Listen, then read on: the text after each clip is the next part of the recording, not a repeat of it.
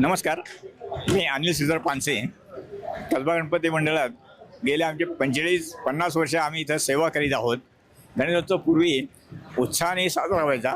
संपूर्ण सजावट म्हणजे कसं असायचं की सगळे नोकरदार मंडळी ही नोकरदार मंडळी आपापली कामं सांभाळून घरी यायचे. घरी आल्यानंतर वर्गणी गोळा करायची. त्यावेळेला वर्गणी गोळा करण्याची पद्धत होती आणि मग वर्गणी गोळा केली की आपापल्या घरी जाऊन जेवण करून रात्री मंडपात यायचं आणि या सजावट उभी करायची.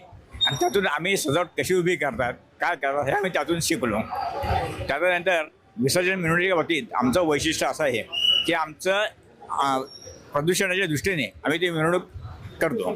की त्याचं उदाहरण म्हणजे असं आहे की 83 साली आमची चांदीची पालखी झाली. त्या वर्षी आम्ही पहिल्यांदा गुलाल बंद केला. म्हणजे आम्ही त्या ह्याच्यात आम्ही सर्व तरुण कार्यकर्ते होतो.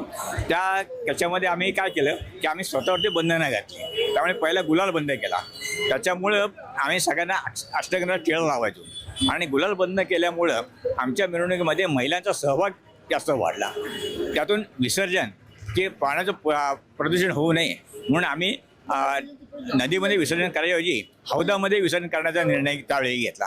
हे आमच्या मिरवणुकीचं वैशिष्ट्य आहे. दुसरी गोष्ट, आम्ही मिरवणूक लवकर संपवावी याप्रमाणे आम्ही आमच्यावरती वेळेचं बंधन घालून घेतो आणि त्याप्रमाणे मिरवणूक संपवतो. धन्यवाद.